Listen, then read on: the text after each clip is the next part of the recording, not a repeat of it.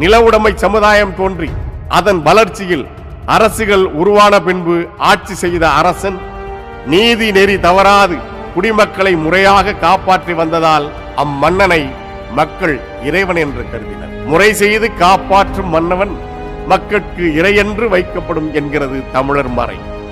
இவ்வாறு மனிதனாக பிறந்து நல்ல மன்னனாக ஆட்சி செய்து பின்பு இறைவனாக போற்றப்பட்டவர்கள் குறித்து மாயோன் மேய காடுரை உலகமும் சேயோன் மேய மைவரை உலகமும் வேந்தன் மேய தீம்புணல் உலகமும் வருணன் மேய பெருமணல் உலகமும் முல்லை குறிஞ்சி மருதம் நெய்தல் என சொல்லிய முறையில் சொல்லவும் படுமே என்று தொல்காப்பியம் வரையறை செய்கிறது.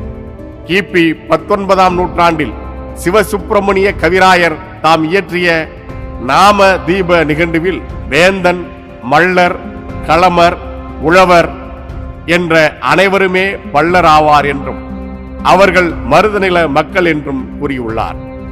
வேந்தன், மருதத்தர், குறுங்களம்பர், மள்ளர், விளைஞோர், உழவர், வன்கடைஞர், கம்பளரே பள்ளர் கலைஞரென பண்ணு எனும் அப்பாடலில் சுட்டிக்காட்டப்பட்டுள்ள மருதநில வேந்தன் என்பவன் பின்பு தெய்வ வேந்தன், தேவர் வேந்தன், தேவேந்திரன் என மருவி நிற்பதை காண முடிகிறது. இவ்வேந்தர் மரபில் வந்த மள்ளர்கள் தேவேந்திர குல வேளாளர் என அழைக்கப்படுகின்றனர். ஈழத்து தமிழறிஞர் ந. சி. கந்தையா பிள்ளை அவர்களும் இம்மக்களை தேவேந்திர குல வேளாளர்கள் என்றே தமது நூல்களில் குறிப்பிட்டுள்ளார். இத்தகைய சிறப்புகள் பெற்ற பள்ளர்குடி பிற்கால பாண்டியர்களின் தொடக்க காலம் முடிய பெரும் செல்வாக்கில் இருந்திருக்கிறது.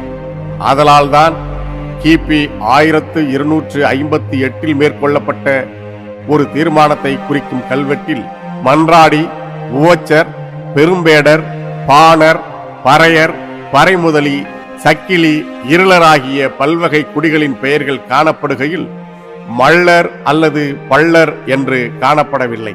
ஆதலால் இவர்கள் சமூகத்தில் உயர்ந்த நிலை கொண்டிருந்தனர் என்று அறியலாம் என்று தமிழ்நாடு அரசு தொல்லியல் துறையின் மேனாள் இயக்குனர் தமிழ் திரு நடன காசிநாதன் அவர்கள் குறிப்பிட்டுள்ளார்.